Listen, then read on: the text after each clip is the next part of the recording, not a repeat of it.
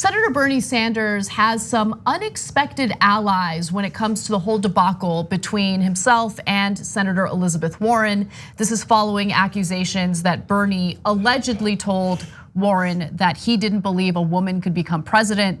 Now, that story has been challenged quite a bit, including here on this show, but it was also challenged on MSNBC during a conversation between Mika Brzezinski and Joe Scarborough. Take a look. Senator Sanders, I do want to be clear here.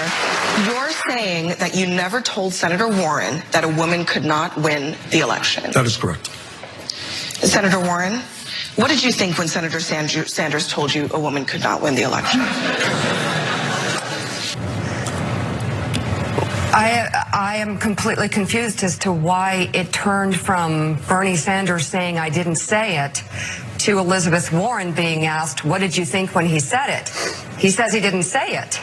So you turn to Elizabeth Warren and say, did he say it? Bizarre. That's the issue. That was bizarre. I mean, it's bizarre. It was. What the heck happened there? Are they listening? Because you got to listen when you do a debate. Yeah. And then take the question to the next candidate.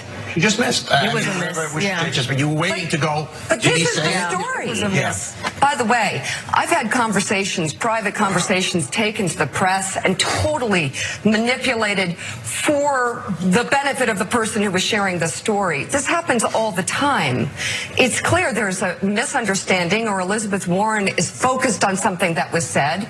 And Bernie Sanders is not going to be someone who says, I don't think a woman could win. That's just stupid. Right, it would not be smart. You just wouldn't say that. Also, Bernie went to her in 2015 and said, hey, I think you can win. I think you should run for president. This is a terrible issue to bring up. This is such small ball.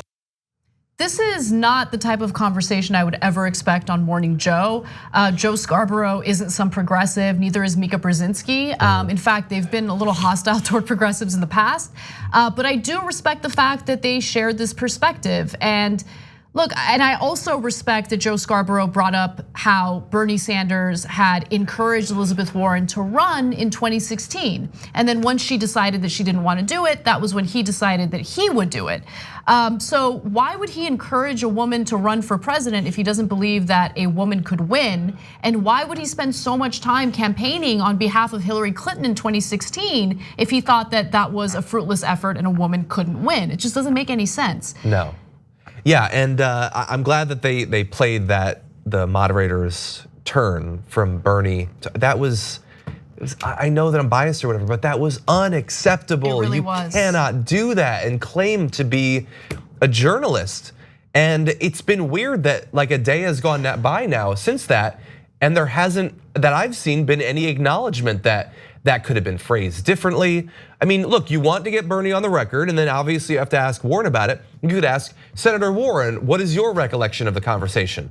Senator Warren, exactly what do you remember him saying? Yeah. Not, shut up, Bernie. No, he said it, Warren. Now tell me what you think about that. You can't simply pretend that you know exactly what happened. I say I have a feeling that it was a miscommunication, but I wouldn't say definitively there's no way possibly that he said it.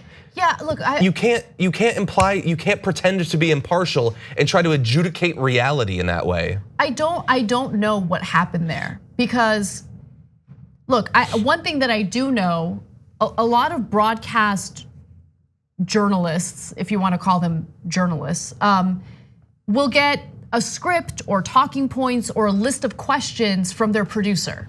Right, so they read prompters and then they have a set of prepared questions that were prepared for them on the, so they can go ahead and ask whoever they're interviewing these specific questions. And so if you pay close attention to a lot of television news shows, there isn't a follow-up to something that the interviewee is saying. They just go on to the next prepared question for them. So I'm curious if that's what happened here with Abby Phillip, because you can see her looking down and reading questions. Yeah. See, you see her looking down and reading. So I don't know if maybe she had this like moment where she wasn't paying close attention to what Bernie said and she just like moved on to the next pre-written question. I don't know, I'm speculating, right? And I'm trying to give her the benefit of the doubt, but like what happened that night was unacceptable. And at this point, there should be some sort of statement from her to explain what happened, Yeah. right? And at least to apologize. Yeah, I mean, if we're to believe, and I do believe, that all those questions are written down, when you put the question, Bernie, did you not say it? And then you just state that he said it, you should think, well, what if he denies it? Then you can't just go with that order like that. And I think that if Bernie Sanders wasn't, hated by virtually everyone in Democratic leadership, CNN would have to answer for this. How dare you attack one of our candidates in that completely unfair, so unfair that your audience laughed at you because of how ridiculous it was. How could you do that? But the thing is that most of those people who are in charge of, setting the debate schedule and all that, they don't care, they like it. They don't mind that one of the moderators was unfair to Bernie Sanders. I mean, they have a history of being unfair. You're absolutely right about that. I'm gonna give us credit. Like, I don't do this ever, but look, we don't have anyone write questions for us before we do our interviews. I mean, I have suggestions sometimes for my producers. No, I don't just deliver like the exact questions that they ask, no thought included. But I want to give them credit. They do good prep for my interviews. No, they do. No, let me just say, our producers are incredible, right? But the way that we do things here at TYT is very different from what you see in other news outlets. Yeah, we're not just reading a script. Right, we're not reading a script, we don't read a prompter. And the reason why I'm giving us credit is because when we interview people, we're having a conversation. So Asher Caulfield, who's amazing, she's the one who helps to produce the conversation. She'll have a packet of information ready for each interviewee, which we read so we can understand the background of the person we're gonna talk to. I've got some right here, actually. Yeah, and later. I mean, it takes a lot of work, but she might have some suggested questions, but no one's ever in my ear telling me, no, stick to the script, ask this question. And there's a lot of that in broadcast news. And it's important to have a conversation with the person you're talking to. Otherwise, it's gonna be this weird fragmented thing that doesn't make any sense. Yeah, I mean, I even feel that same way about us. Like, what I'm saying right now, the words I'm saying are not on a teleprompter. I'm not reading that. Yeah. And yet, like, I was watching the morning show, and it's like their banter is scripted. That's the weirdest thing imaginable. It really obviously, is. I don't want to go on too much of giving us credit, but yeah, you should have to be authentic. And obviously, there's negatives to that, but there's positives as well. When I interview someone, if they bring up an interesting point, I will then follow that. I don't feel like I have to stick to a particular order. Right, and it makes the conversation a lot more interesting, and it prevents incredibly awkward and unfair moments like what we experienced with Abby Phillip and Bernie Sanders last night. Really fast, I don't, by focusing on CNN, I don't want to take like Elizabeth Warren off the hook. No. It could have been worded differently. The question could have been teed up differently, but she's still responsible for the response that she gave. And that response, which she must have thought about a whole bunch in advance of that debate, was not good. I 100% agree with you. And shockingly, that wasn't the only time that they defended Bernie Sanders on Morning Joe. The day before, you had Joe Scarborough share his opinion of what was going on, and here it is. I'm not getting in like on anybody's side, but do any of us really believe that Bernie Sanders is going to say, I don't think a woman can win, Elizabeth? Nobody's gonna, come on, who's going to say that?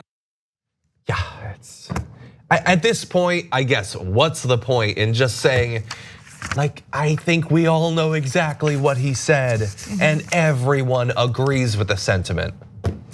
Yeah, so the Bernie campaign would like to drop this. They don't want to harp on it. They don't want to focus on it. In fact, through this entire debacle, they've been focusing on Joe Biden's war record, which I think is a much more useful strategy to help inform the public about the differences between these candidates. Yeah. So let's go back to things that matter and things that can be proven. Things that are demonstrable. This whole debacle is nonsense, and we're getting conflicting messages from the Warren camp. So this is a waste of time, doesn't help anyone. We're done with it. TYT is all about challenging and disrupting the status quo, and so is Aspiration. Aspiration does not invest your money into fossil fuel businesses that harm our planet, such as pipelines and oil drilling. Instead, you'll be able to fight climate change with tools like AIM, the Aspiration Impact Measurement, and Planet Protection. They also don't hit you with outrageous fees for you to access your own money. You can even earn cash back and get free ATM uses up to 5 times a month. Head to aspiration.com/TYT to learn more. For a limited time, get 30 days of free TYT membership when you sign up.